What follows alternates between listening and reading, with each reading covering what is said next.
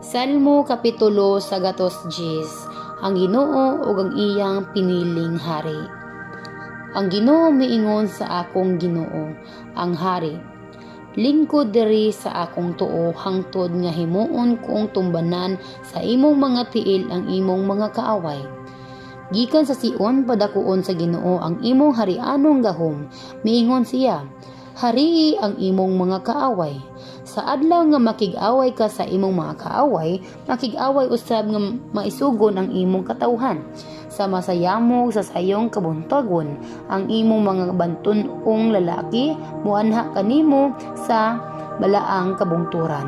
Nanumpa ang Ginoo ug kini dili niya bakwion. Mahimo kang pari hangtod sa kahangturan sa laray ni Melkisedek. Anaa sa imong tuo ang Ginoo, ug buntugon niya ang mga hari sa adlaw nga siya masuko. Hukman niya ang kanasuran ug lukpon niya sa mga patay. Ang panggubatan buntugon niya ang mga hari sa tibuok kalibutan. Moinom ang hari diha sa sapa, daplin sa dalan, malikon siya og mobarog nga madaugon.